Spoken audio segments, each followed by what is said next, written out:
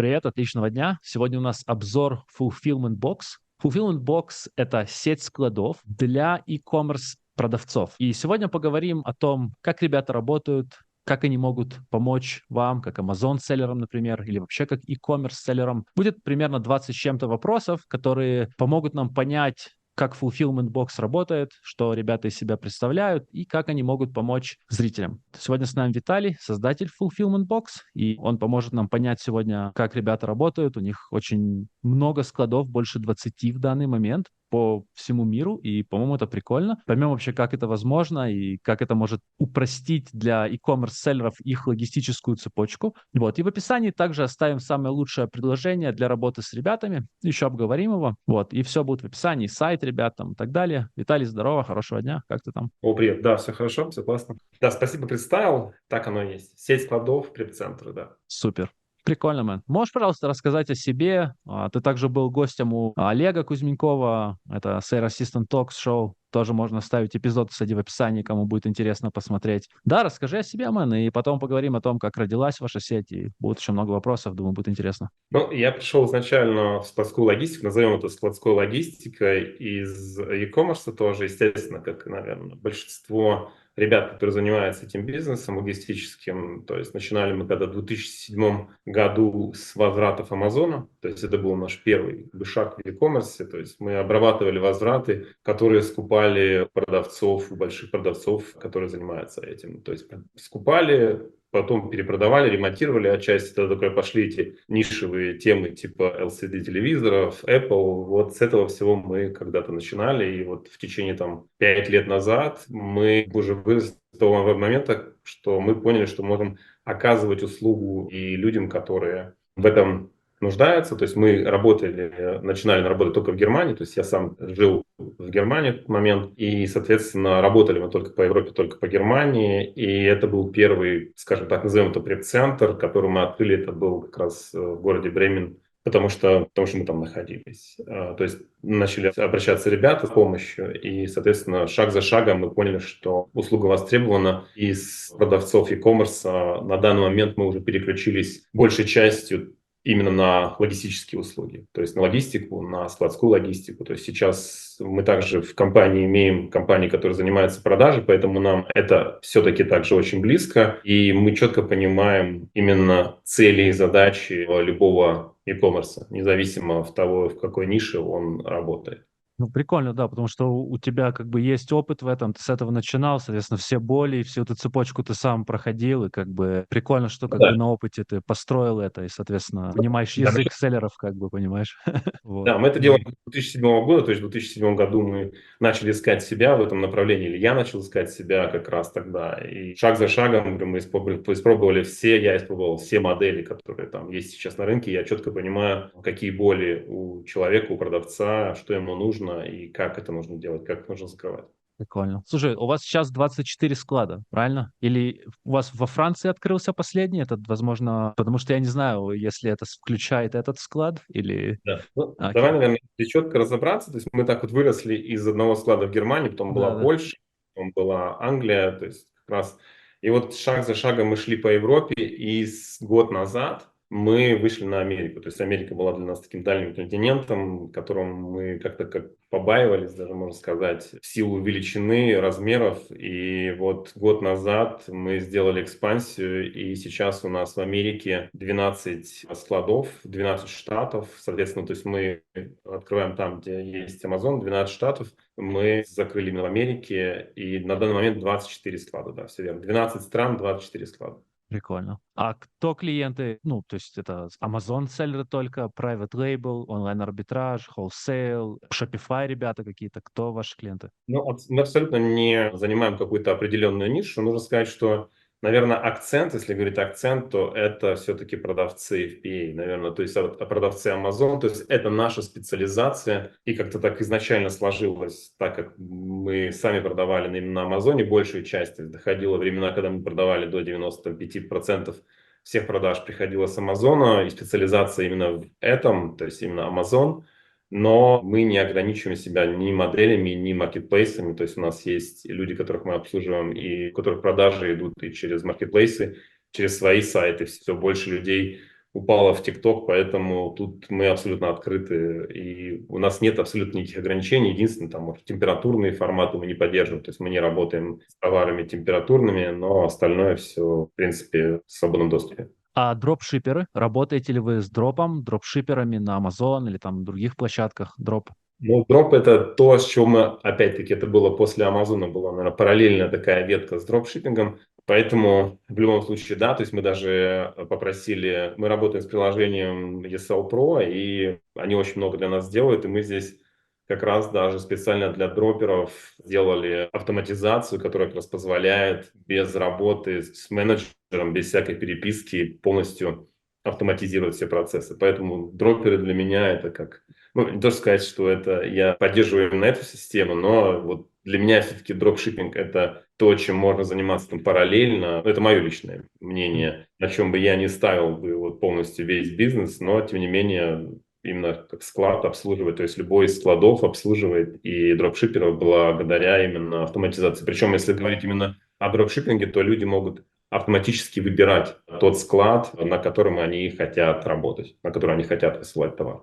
У вас есть приложение, в которое заходит клиент, и там у него все внутри, все склады, и он может навигацию делать, и все понятно. Соответственно, следующий вопрос про техподдержку, как бы, как вот, например, вот пришел селлер, дропер, возможно, private label, вот я private label торгую, или там пришел wholesaler, как техподдержка, как вот эта коммуникация идет с вами, как она начинается. Ну, скажем так, это два разные вопроса, наверное. То есть Мгм. именно сама коммуникация идет через... На данный момент мы работаем через чат Telegram. Плавно уходим сейчас с этого в приложение, которое позволяет работать именно через ESL Pro. То есть это то программное обеспечение, которое мы клиенту предоставляем для работы со складом. Оно для клиента бесплатно. Базовая версия, которая полностью закрывает все его запросы. То есть, по сути дела, это один личный кабинет, в котором клиент может подключить все наши склады, либо все склады, которые работают в этом же приложении. То есть там, условно, такая сеть, то есть она не ограничена только нами, то есть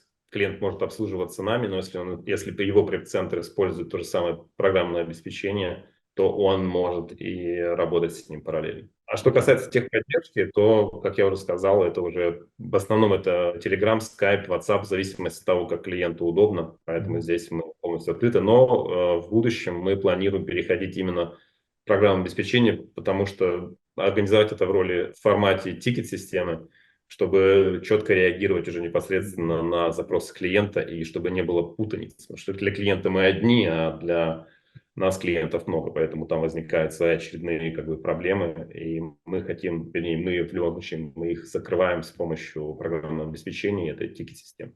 Мгм. Ну, прикольно, тогда мы оставим в описании на данный момент те каналы, с которые есть. Потом, когда вы заапгрейдитесь, мы как бы свяжемся, я заапдейчу это в описании видео. И, как я уже говорил, будет предложение самое лучшее от ребят в описании тоже для тех, кто хочет начать работать с Fulfillment Box. Почитайте, вот. Тоже постараюсь, чтобы было максимально полезное. И Виталий как раз там довольно-таки прикольное сделал приложение, оно будет там в описании. Вот, если что, вдруг в будущем когда-то изменится, просто заапдейтим и напишем. На каких языках вы общаетесь? То есть, ребята есть русскоговорящие у нас, кто смотрит, украинскоговорящие, на английском ребята говорят, а в Европе, возможно, вообще кто-то там, ну, сейчас, конечно, вряд ли этот видео смотрит кто-то там, кто говорит по-испански, но, Да. например, как вот с клиентурой, какие языки, как на каких языках можете помочь? Это 4 базовые языка: немецкий, английский, украинский, русский. По сути дела, Прикольно. вся наша техподдержка, она в зависимости от ребят. То есть у нас есть 2 смены, ребята работают на европейском формате, и вторая смена работает, соответственно, в формате Северной Америки.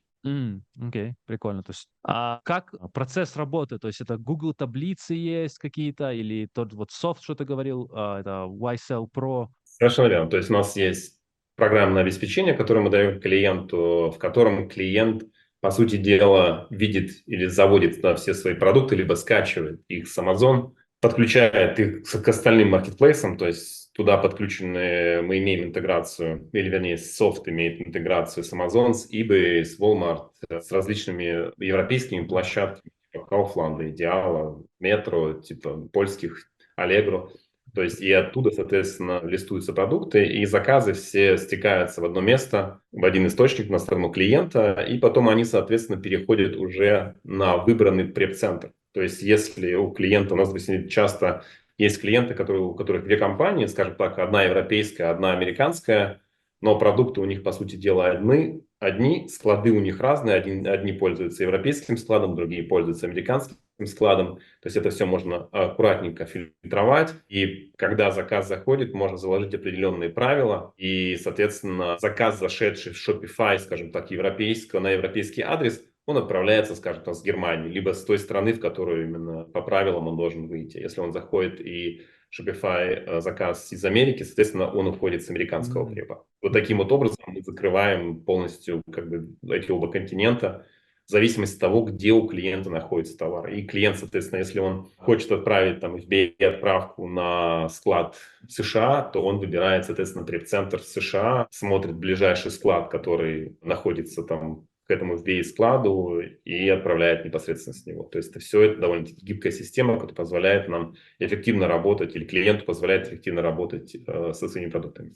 Понял тебя. Слушай, вопрос такой. Ну вот, например, сейчас ребята нас смотрят, и, возможно, смотрит селлер, который вообще новичок, который, возможно, даже еще не начал, не совсем понимает, там, может быть, начинает там FBA где-то в Америке, и для него это совсем новая тема. Есть ли консультации, то есть, возможно, возможно, ему нужен будет преп, возможно, хочет узнать, что такое преп-центры, про вашу компанию, возможно, хочет узнать. Есть ли у вас какой-то консалтинг именно для новых селлеров, новичков? Да, мы сейчас внедрили, вот буквально запускаем сейчас новостные новости по акции, называется у нас «Инструктор».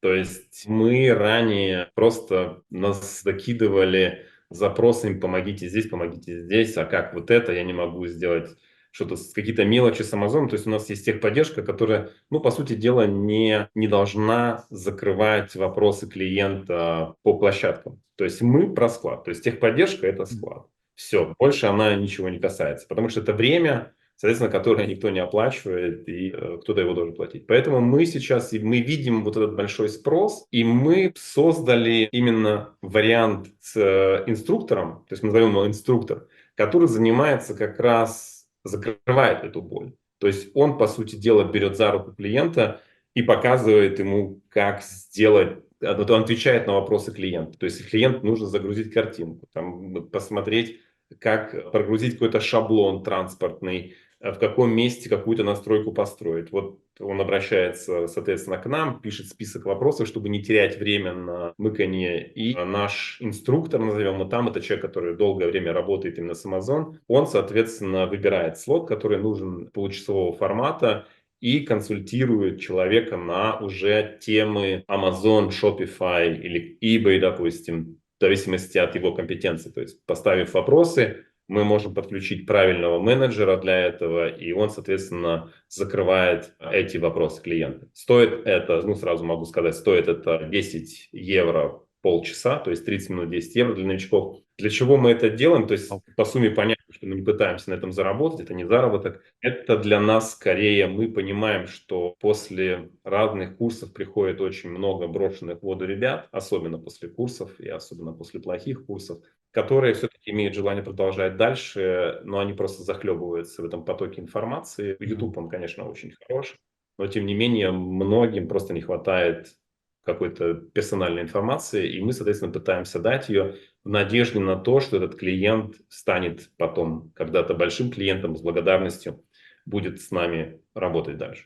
То есть в этом заключается именно перспектива. Да, крутая идея, мэн, потому что много ребят, ну, обращаются, как ты сказал, какие-то проблемы у них, что-то непонятно. Если как бы не ответить, то окей, ну, да, человек как бы, может, где-то еще найдет ответ, а так он нашел у вас ответ за отличную цену, и потом, возможно, стал клиентом, вырос с вами и поделился с друзьями вашей компании. Ну, короче, это flywheel называется, да, он как бы раскачивается таким образом, мне кажется, поэтому крутая идея. Виталий, хотел спросить еще, есть селлеры, вот я селлю FBA, мы селлим FBA в Канаде, в Америке. FBM на самом деле никогда не селлили, но у вас есть ли услуги для FBA-селлеров и для FBM-селлеров? И чем они отличаются, какие преимущества предлагают они вашим, ну, клиентам? Да, ну все опять-таки прекрасно понимают, что Amazon прижимает, все больше маркетплейсов выходит на второй план, как скажем так, типа ТикТока, то есть этим нельзя пренебрегать и нужно идти в ноги со временем. Поэтому мы рекомендуем всем, опять-таки, плавненько продумывать как минимум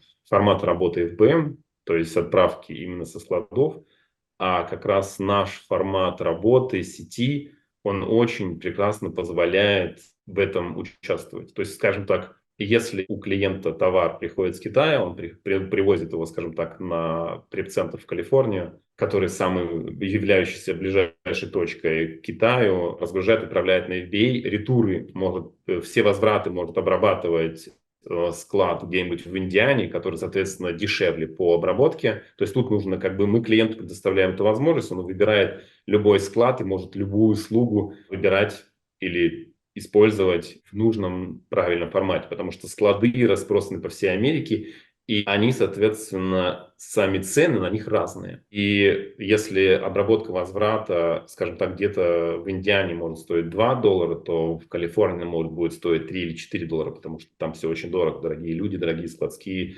места. Соответственно, у него это может обрабатываться в Индиане. То есть мы уже имеем две точки, где у клиента хранится товар. И, соответственно, а их может быть где-то в Техасе, то есть мы говорим, ребята, восточное, западное побережье и центр, Техас, ложите товар туда, и когда к нам приходит заказ, когда клиент получает заказ, в зависимости от штата мы выбираем локацию, с которой мы можем отправить. То есть, соответственно, если это западное побережье, мы не шлем ее с Калифорнии, если восточное. И, соответственно, вот таким образом мы можем очень хорошо вращать товары между преп-центрами и клиентами. То есть, соответственно, выбирается, а это уже самая дешевая доставка. То есть принцип FBA мы его переносим на себя, на FBM. То есть мы благодаря этой сети создаем практически такой же комплекс, который клиент использует внутри для обеспечения своих нужд. И, соответственно, если клиент хочет отправить ему возврат из Индианы, то он выбирает преп-центр Индианы, если клиент оплачивает возврат. То есть таким образом клиент может... Причем это все можно очень... Это все работает автоматизированно. То есть раз настроили, и оно поехало. То есть не нужно каждый раз куда-то кому-то писать или говорить. Система сама автоматически распределяет. И все понимают, с этой волной банов, полная зависимость от Amazon, одного аккаунта, одной компании, она очень чревата, поэтому мы всем рекомендуем как компания именно дифференцировать риски и распределять именно их между как раз разными маркетплейсами. Тот же самый Walmart, тот же самый eBay, их нельзя недооценивать, TikTok, поэтому распределяйте, отправляйте. И мы сейчас тоже находимся в процессе переговоров с UPS, и я надеюсь, что наши цены будут еще дешевле, чем партнерка от Amazon. То есть мы в ближайшее время, я думаю, этот момент полностью решим. И то есть мы будем еще и конкурентнее, способнее, чем Amazon. То есть именно по ценам отправки. Благодаря большому Прикольно. количеству. Прикольно, мэн. Да, это классно, это как бы оптимизация, ну, как сказать, логистической цепочки для селлеров получается. То есть человек пришел, и ваша цель сделать как можно дешевле и так, чтобы все процессы, скажем так, с каждой продажи, как я это вижу, селлер получал как можно больше профита в итоге. И даже в такой трудной цепочке, как если там в Индиане там что-то произошло, там какой-то возврат, а склад здесь, есть еще склад, у вас это как-то я не знаю, как это сделано, но прикольно, что оно как-то просчитывается, есть какой-то софт, который это все делает и все это распределяет. И интересно. Это полностью автоматически работает. То есть клиент один раз все настроил, а оно как бы идет. То есть здесь никакой... Вот оно, может быть, звучит, когда представишь, довольно-таки сложно, но на самом деле это все идет на полном автомате. Раз настроил, проверил, запустил и готово. Ну, и следующий вопрос, как бы мы чуть затронули, возвраты. То есть вы занимаетесь возвратами. То есть к вам можно сделать возврат, например, с Amazon. Например, если даже FBA-селлер, у него есть возможность возвратов, он может выставить ваш преп, ну, как бы адрес препа для возвратов, правильно? Так ведь возможно ли? Да-да, Да. то есть это либо FBA ремувалы, либо это FBA return. Мы их несколько разделяем, потому что под FBA ремувалом мы подразумеваем продукты новые, которые пришли обратно по каким-то причинам, Да. типа бан аккаунт, бан Да, да, Азина. да. И есть FBA return, это продукты, которые были уже у клиента, они тоже были проданы через FBA и были возвращены. У них разные, естественно, стоимости обработки, ну, логично. И есть еще FBM return. То есть это те заказы, которые были отправлены с любого маркетплейса. Даже у нас есть клиенты, которые отправляют не через нас, но через нас обрабатывают возврат. То есть так как они уже там с кем-то давно работают, они на фазе перехода, и мы договорились с того, что мы просто тестим момент обработки возвратов, все ок, они переходят к нам. По сути, чтобы коротко понять, как это работает, у клиента появляется уведомление о том, что у него пришел заказ. То есть клиент просто подтверждает, что да, я его, то есть мы ему это уведомление ставим, он видит, что это за заказ, а, соответственно, подтверждает, что он его увидел, он становится в другой статус, и он таким образом квитирует его и понимает, что окей, все. То есть он видит, что с этим товаром произошло, в каком статусе он пришел, то есть отправлял он, естественно, новый. Мы с каждым клиентом составляем такую договоренность, по которой стоит, что с товаром делать. То есть если он новый, заносится как новый. Если он там поддержанный, заносится как поддержанный, как БУ, либо он хочет определенный статус, либо он хочет, чтобы мы его выбрасывали. Это все прописывается каждому продукту. И, соответственно, клиенту не нужно каждый раз запрашивать или спрашивать. Он заносится ему сразу же на сток и продается у него там дальше. Если он дальше подхватывается его системой, ставится в выбой, то есть добавляется туда. То есть это все опять-таки работает на полном автомате. Прикольно. Ну, в описании тогда, может быть, мы оставим страничку, где можно посмотреть цены всех этих услуг. То есть, например, removals, сколько там, ну, прием стоит, сколько стоит там returns. Оставим как бы фи у вас страничку на сайте, там можно почитать будет для разных складов, да, там разные, ну, цифры. Я думаю, полезно будет Да. ребятам. Ну, как раз Также, вот мы чем отличаемся от многих, тем, что мы относительно мы полностью прозрачны. То есть все цены каждого из мгм. складов прописаны на сайте, поэтому это все можно на нашем сайте fulfillmentbox.com увидеть полную информацию о нас и о всех услугах и о ценах, соответственно. Мгм. Хорошо, оставим тогда в описании ссылку и также предложение, самое топовое для работы с вами. Вот. А скажи, Виталий, есть также разные категории товаров, то есть возвраты, там, не знаю, велосипеда, возможно, или там, не знаю, какой-нибудь там хазмата какого-нибудь, ну, то есть какие-то опасные товары. Как это работает? Вы обслуживаете разные или вообще все категории можно к вам вернуть, или как это работает? Ну, мы стараемся закрывать полный спектр, то есть если клиент с нами работает, то, естественно, что нужно сначала запросить, потому что есть действительно опасные товары, которые нельзя везде хранить. Поэтому самый идеальный вариант просто перед тем, как поставить наш адрес на возврат, запросить и запросить индивидуальную стоимость, если это какой-то необычный товар.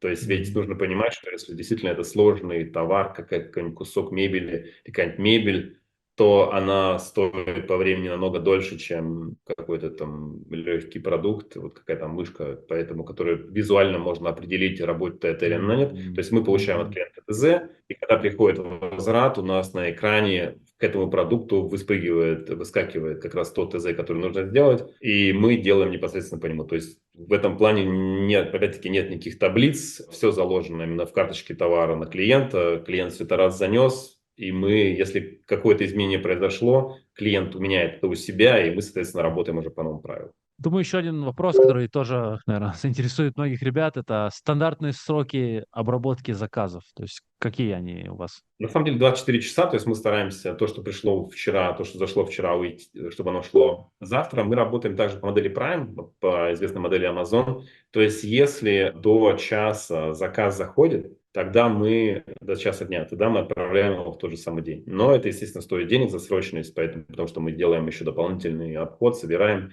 Поэтому есть такая просто услуга срочности, ну, то есть можно и отправлять все, что пришло в этот же день. Ну, я то хотел спросить про, есть ли какие-то ускоренные сроки, вот получается, есть такая опция. То есть прикольно. Еще что-то, что, возможно, интересует ребят. Ну, конечно, сегодня говорим о fulfillment box, но все же как выбрать преп? Даже если ребята вот будут сейчас искать какие-то препы. Как выбрать преп, да, на что обращать внимание, когда мы пишем препу, или что нам надо приготовить перед тем, что мы пишем препу? Как вот прийти готовыми и понять, как выбрать преп, в принципе? Ну, наверное, первое – это локация, понятно, да. Второе – это, наверное, опыт, какая-то стабильность работы, потому что мы являемся свидетелями того, как растут преп-центры.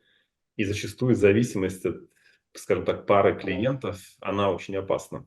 То есть я о чем говорю, о том, что сегодня приходит один клиент, и я расширяю под него какие-то площади, а завтра у этого клиента бан-аккаунта что-либо происходит, и я просто не вывожу и закрываюсь. Поэтому здесь гаражные преп-центры, они, конечно, классные тем, что там дешевая цена, но там нет никакой безопасности. То есть мы понимаем, что это только один человек, который просто завтра психанет, у него что-то там перекроет, перекрутит, и он может сделать с этим товаром все, что угодно. Но опять-таки, это вопрос уровня. Вопрос восприятия, вопрос, наверное, самого товара. Кто-то говорит, типа, ладно, пронесет. Тем более вот это славянское, ничего со мной не случится, оно как бы часто играет с нами дурную шутку. Но тут вопрос, наверное, человека. То есть именно его приоритетов. Если мне дорогой товар, то я, соответственно, понимаю, что мне, наверное, не хочется потерять. Либо я распределяю, опять-таки, риски таким вот образом. То есть, опять-таки, наша сеть позволяет распределять риски. Да, то есть, если контейнер идет только в один преп, в нашем случае можно распределять эти складские остатки на много складов. И зависимость именно, она намного меньше. То есть, опыт, это можно прям, наверное, да, свести к вопросу, наверное, почему мы. Ну, то есть, когда выбираешь преп, наверное, спокойно можно привести этому, почему? Потому что у нас есть минимум 5 лет работы только как преп-центра. То есть мы работаем с 2008 года, с 2007 года, вернее, мы работаем на рынке, ну как e-commerce, собирая опыт здесь, и 5 лет назад мы уже работаем как самостоятельно, как преп-центр. Второй, наверное, пункт, наверное, это репутация. У нас нет ни одного открытого конфликта, а это, наверное, самое важное. То есть это происходит тогда. Естественно, что проблемы или задачи, несоответствие мнений, несходность мнений в различных ситуациях, она всегда присутствует. Но тут как раз поиск этого решения, он является ключевым. Опять-таки, техподдержка. То есть тоже очень важный фактор, всегда ли люди на связи. То есть мы понимаем, что когда я пишу, а мне не отвечают, или когда я звоню, мне отвечают, я начинаю беспокоиться, начинаю нервничать.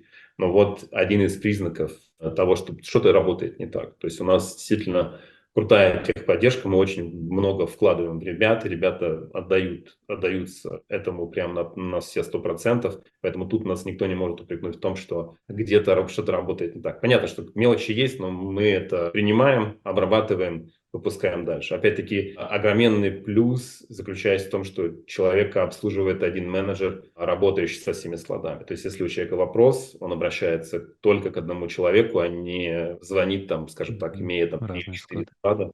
Да, то есть у него есть всегда один менеджер, который знает его, которого он знает.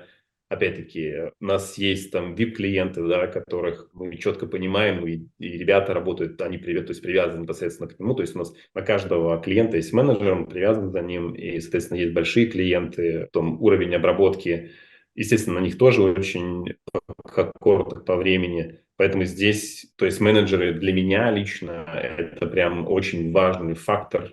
Особенно, знаете, когда это делает собственник, который там зашивается, ничего не успевает. То есть я как человек знающий это говорю, мы строили это все как раз на этой системе, понимая, что важно как раз непосредственно для клиента, а именно сервис. Что еще это автоматизация процессов. То есть скорость обработки. То есть вот это, наверное, с преп-центром нужно тоже выяснять, как долго вы обрабатываете заказы. Потому что есть сезон, а есть не сезон. И опять-таки, что происходит в сезон? То есть насколько преп-центр готов к этому? То есть прибегает ли он там к услугам субподрядчиков, либо он нанимает людей в это время. То есть важно, чтобы это же как раз самая такая Q4 важная пора, когда нужно быстро, срочно отправлять. И тут вот начинается как раз травлы на преп-центр. Я даже более скажу, что большинство людей приходят к нам как раз после Q4. Именно потому, что в момент загруза ребята просто не справляются, и на этом теряются как раз большие деньги. Поэтому, опять-таки, немаловажный фактор еще для выбора преп-центр, та же самая страховка, что произойдет с своим товаром, если. Ну, то есть, вот если он потерялся. То есть мы заключаем договор с клиентом, где четко прописано, что мы возмещаем стоимость его товара, включая доставку, допустим, до склада.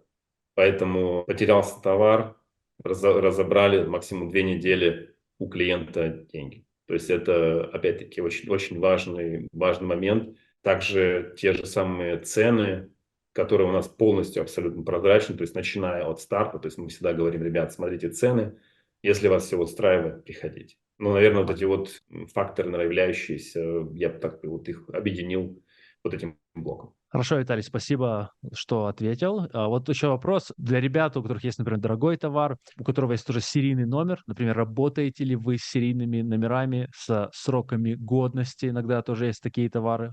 Поддерживаете ли вы такие товары? Да, у нас есть несколько клиентов, их не так много. Как раз тот самый случай серийные номера и ноутбуки. Это один продукт, разные серийные номера, если я правильно понимаю вопрос. И, соответственно, они все хранятся в системе.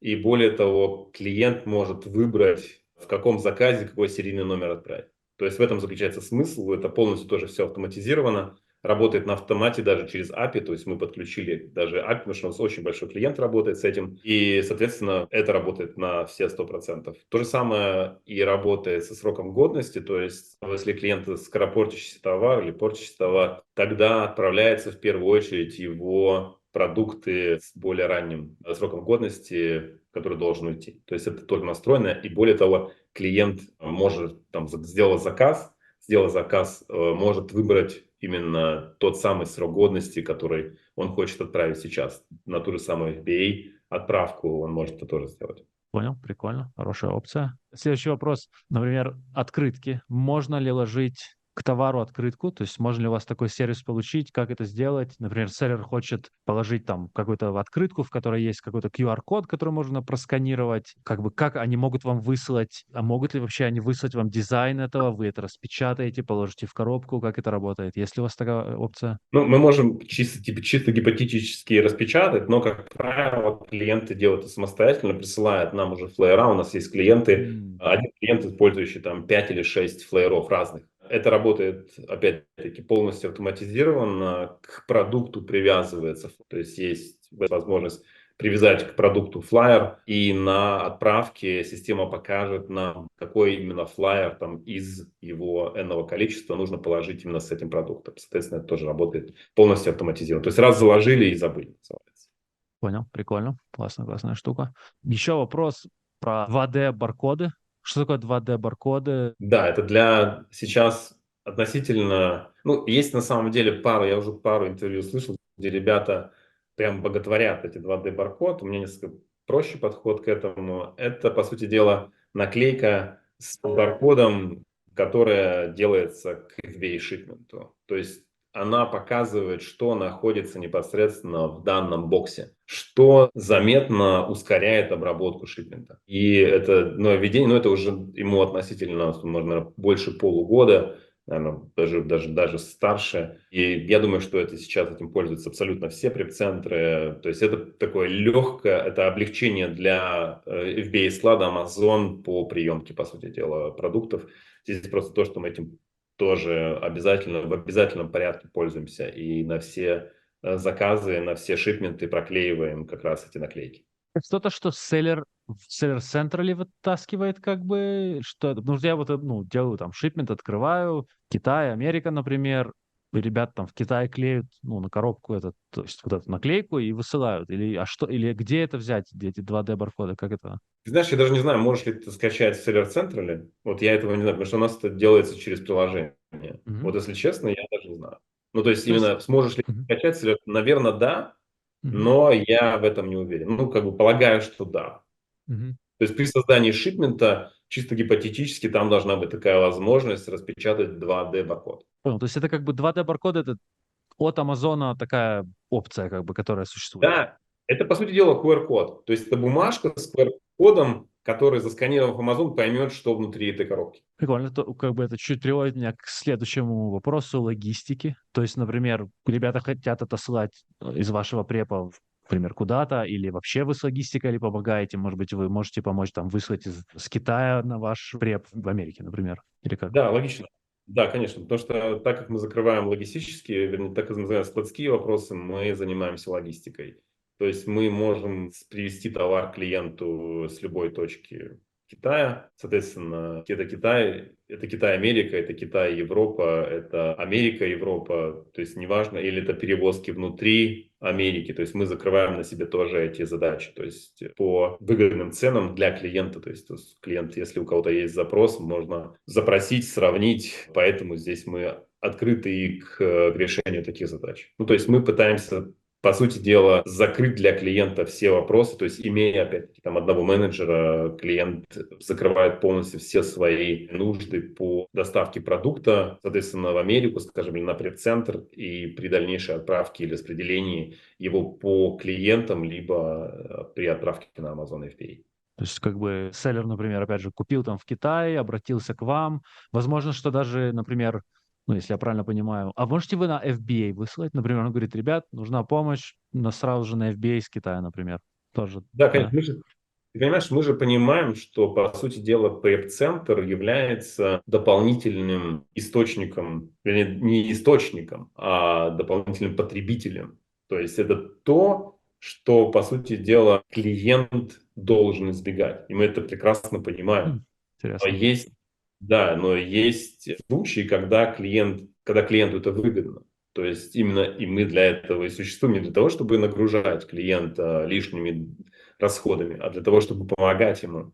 И когда приходит клиент и говорит, ребят, нам нужно просчитать из Китая на склад США, непосредственно FBA склад США, ну так почему нет? Если это интересно обоим сторонам, то есть мы делаем предложение, он либо говорит да, либо говорит нет. То есть здесь все очень просто. Точно так же, когда ведь, конечно, если мы говорим о логистике, внутренняя логистика на склады Amazon, если это хазмат, то Amazon не дает партнерского лейбла. То есть, соответственно, он вынужден либо искать ее, либо говорит нам, ребят, отправьте и не тратить на это время. То есть, соответственно, по деньгам выходит то же самое, если он будет бегать и искать ее, я имею в виду по деньгам почтовой лейбл. Тут у него все автоматизировано, все работает, поэтому мы сейчас как раз, как я уже сказал, работаем с УПС, и я надеюсь, что мы наконец-то в ближайшее время продаем эту возможность с отправками именно на FBA еще дешевле, чем партнерка Amazon. Поэтому тут мы закроем и этот еще вопрос тоже.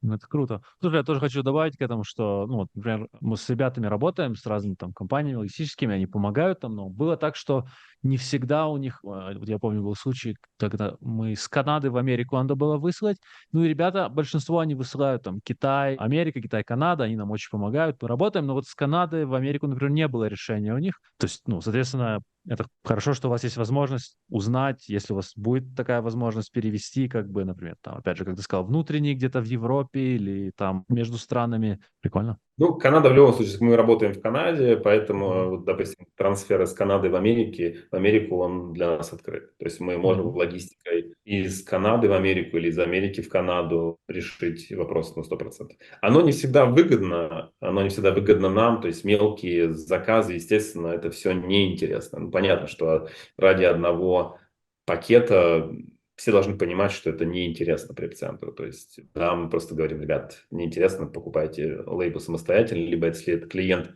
наш, он покупает ее через наш портал самостоятельно. То есть если он не клиент, тогда, ну, соответственно, мы говорим, сори, слишком много времени на это тратится, это невыгодно.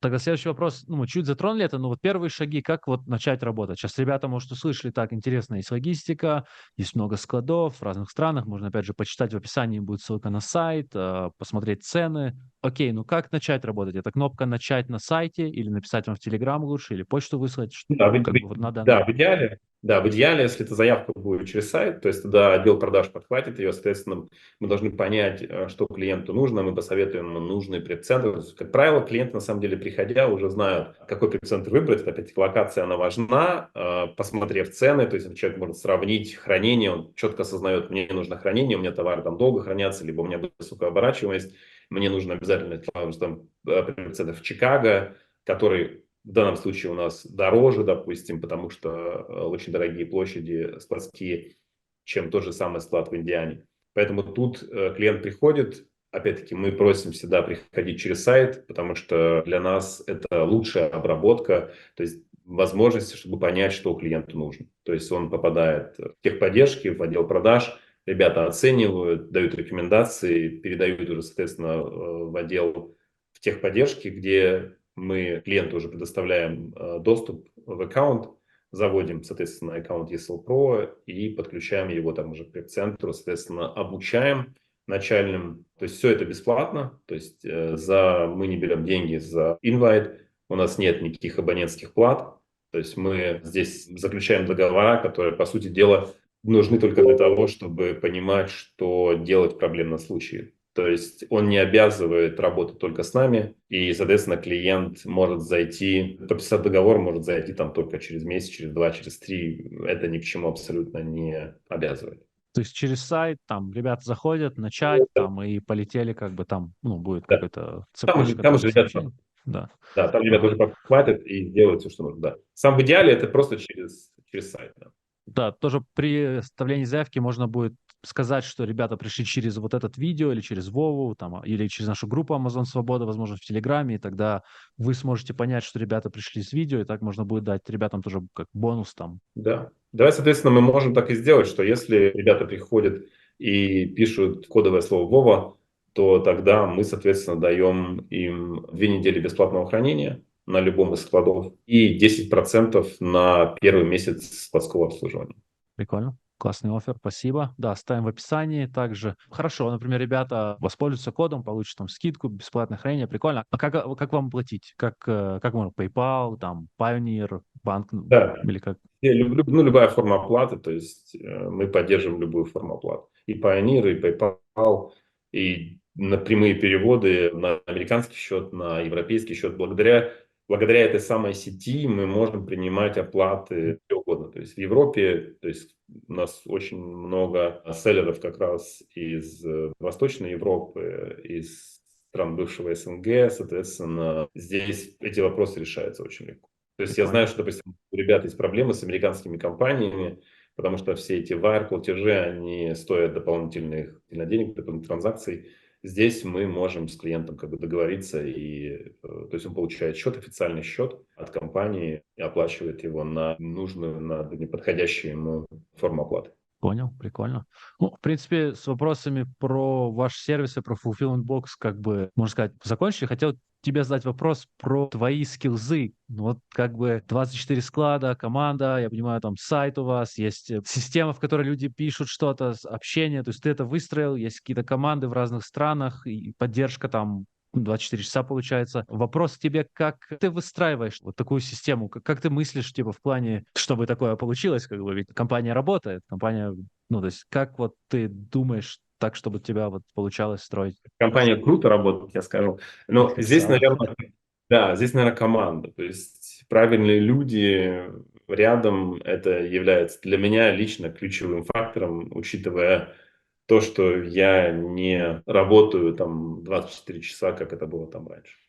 То есть я стараюсь формировать свой день там с работы там до обеда. До 2 не всегда получается, но тем не менее я стремлюсь к этому. Поэтому здесь ответ простой. Правильные люди рядом. То есть это все не я, это все мы. Это все команда, исключительно команда. Я бы один это никогда не сделал бы и никогда бы не построил. Поэтому вовремя делегировать, вовремя отдавать, доверять, проверять, наверное, первое правило. Может быть, если тоже можно спросить у тебя про вот построение команды, понимаю, там, доверять, важно вообще понимать, что нужна команда, круто, проверять, тоже согласен в итоге, нужно. Как ребят этих находить таких классных, которые в итоге вот с ними ты растешь, или они тебя находят как-то, я не знаю, как вот. И то, и другое. Ну, во-первых, как бы понятно, что есть определенный уровень, то есть у нас, естественно, свой HR, который Мгм. отбирает, четко просеивает, и время само по себе отсеивает. У меня есть четкое правило, что я сам по себе очень мягкий человек, мне очень тяжело увольнять людей. Вот просто очень тяжело. И благодаря человеку со стороны это все работает как раз несколько по-другому.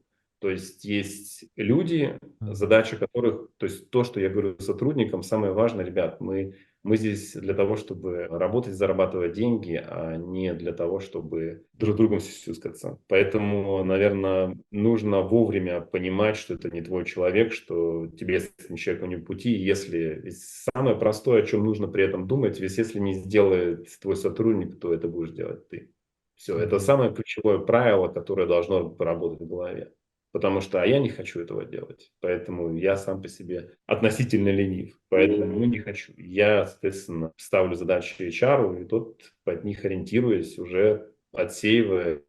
У нас есть там испытательный срок, который, соответственно, после которого там выносится решение. Но это первое правило, как я уже сказал, это неважно, на каком человек уровне, когда он начинает, всегда можно найти кого-то, кто будет работать, начиная там с пару часов. И я знаю ребят, я общаюсь с очень, приезжаю на очень много конференций, общаюсь с очень много ребят. Мы только в этом первом году выставились как непосредственно как компания, то есть пошли именно в прорыв, потому что мы понимаем, что нужно уже заявлять о себе громко, потому что мы реально крутые. И до этого накопилось очень много ребят, знакомых, уже крупных селлеров, неважно, с кем я говорю, многие кусают себе локти там, через какой-то год, что раньше не начали отдавать работу, не начали искать сотрудника каким-то образом на 2-3 часа, на 4 часа. Потому что всегда опускается. Понятно, что первый человек не будет хорош. Будет второй, третий, или пятый, или десятый. Но главное тут не опускать руки, искать. Тот же самый ресерч. Есть задачи, которые руководитель не должен никогда решать. И если вы как руководитель садитесь и уходите в рутину, ну все, значит тогда вы рутинник, вы тогда не руководитель. Вот. Поэтому нужно рисковать. Да, где-то зарабатывается меньше, естественно, на этих этапах, потому что эти люди стоят денег. Но ведь и вы работаете меньше, вы же смотрите, именно руководитель тут важен для меня как визионер. Поэтому это не про рутину. Если вы визионер, то и визионируйте, тогда ищите людей, отдавайте часть своих денег, недозарабатывайте. Сейчас вы Да. сегодня недозарабатываете, а завтра вы там бы хотели быть. Классно. Спасибо, что поделился, man, интересные инсайты. Напомню еще раз, ребятам, оставим все ссылки на Fulfillment Box в описании. Классное предложение. Там можно почитать про цены, посмотреть, связаться, спросить. Также есть прикольный сервис. Вот Виталий говорил, что за довольно-таки низкую цену, 10 евро можно получить как бы консалтинг по Амазону, ребят. Это отличная, мне кажется, цена для... Ну, это прям такой супер классный оффер, если честно, мне кажется. И хотел последний вопрос задать тебе. Чего бы ты себе пожелал на этот год? Ну, осталось еще, мы сейчас записываем, что у нас, конец июля, осталось чуть меньше, чем полгода до конца года, и довольно-таки прикольный год до сих пор, и, ну, я так хотя бы ощущаю. А что бы ты себе так пожелал, знаешь, как бы вот? Ну, я на самом деле желаю себе спокойствия, знаешь, чтобы все работало автоматически, все работало без проблем. Вот, наверное, самое важное для меня лично, если обо мне, то, наверное, какое-то внутреннее спокойствие, не стресса, отсутствие каких-то там банов, проблем, наверное, это самое стабильности. То есть и для меня это очень важно, лично внутренне, поэтому себе я пожелал бы именно внутреннего спокойствия и стабильности. Остальное, все остальное, оно как бы с этим уже придет. Да, да, да, интересно. Спасибо, что поделился. Нашим ребятам тоже, кто слушает, смотрит, тоже всем внутреннего спокойствия, хороших продаж тоже, хороших результатов, из рутины выходить больше тоже. Себе тоже пожелаю этого. Сам как бы потихонечку улучшаюсь в этом и выстраиваю команду, но все же до сих пор еще не там, можно сказать, честно, если признаться. Но иду, как бы, и это интересно, тоже интересный путь выхода из рутины, из процессов, как бы, более в, знаешь, навигатор этого движения. Я Так тебе, что, я тебе скажу, если мы сейчас так, коротко отойдя от темы, то я тебе скажу, что у меня в моем именно жизненном цикле бизнеса было примерно 5 лет, где я делал все самостоятельно. Ну, то есть оно легко же говорить так в процессе, да, то есть именно 5 лет, где я делал абсолютно все от А до Я. Было пару сотрудников, но только после того, как вот я открыл для себя, условно, там, социальные сети, интернет, YouTube, в каком-то виде, форме, коммуникация с другими людьми. Вот только после этого как раз я и начал работу раздавать. То есть после этого только оно приходит со временем. То есть есть какой-то определенный путь у каждого человека. И вот я также все эти 5 лет сидел, работал с 8 до 10,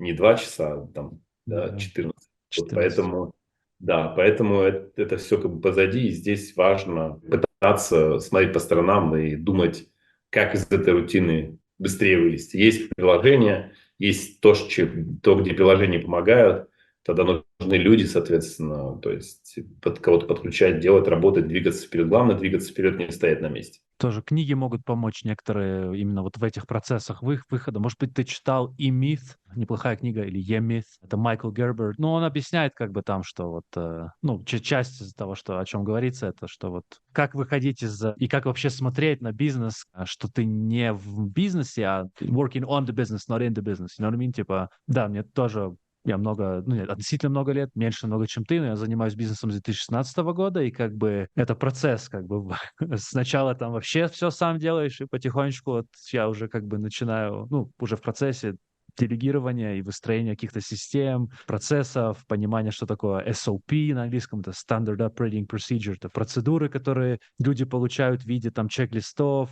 но в голове это вот трудно было как бы отпустить, видимо, знаешь. У нас, кстати, вот в рамках этого инструктора, на самом деле у нас там два уровня. То есть Мгм. мы работаем с ребятами, которые строили нам бизнес-систему. И мы договорились с ними в рамках этого инструкторства, как раз есть инструкторство для новичков, я просто не рекламировал сейчас эту услугу. это как бы там тоже не, скажем так, наша задача здесь не заработать, как я уже сказал, да, а помочь, чтобы Мгм. потом в будущем мы могли сделать именно вин-вин. И у нас для ребят, которые уже продвинуты, у нас тоже такая есть услуга, это настройка именно бизнес-процесса, знаешь. То Мгм. есть где подключается уже именно бизнес-консультант, который настраивал нам, то есть ребята, с которыми мы работаем уже больше 4 лет, которые настраивали нам всю систему, которых я знаю там, персонально, и они готовы консультировать за, если там стоила консультация там 10 евро за полчаса, то здесь мы консультируем за 20 евро за полчаса. И, соответственно, но только это должны быть наши клиенты. То есть мы консультируем только Мгм. своих клиентов, потому что это, ну, естественно, консалтинг такого уровня, он слишком дорог. Вот, и мы оказываем эту услугу для только своих клиентов, но здесь это уже немножко другой уровень. Поэтому я тебе Прикольно. желаю тоже этого развития, не Да. сидеть в рутине, идти вперед, и желаю, соответственно, всем ребятам как можно скорее из этого выходить и смотреть вперед. Да, Виталий, спасибо большое тебе за время сегодня. Опять же, в описании оставим все ссылки на Fulfillment Box, самое лучшее предложение для работы с ребятами. Мэн, мне понравилось, было прикольно, интересно, чуть тоже поговорили, знаешь, вот как-то о мышлении, может быть, вот как бы создателя какого-то бизнеса, и интересно было твои инсайты послушать, базируясь на твоих как бы реальных результатах, это круто. Всем спасибо, кто посмотрел, лайк всегда рады, дизлайк тоже рады, пишите, почему, может быть, не понравилось, улучшим. Спасибо Лучше, да. большое. Да, спасибо, Виталий.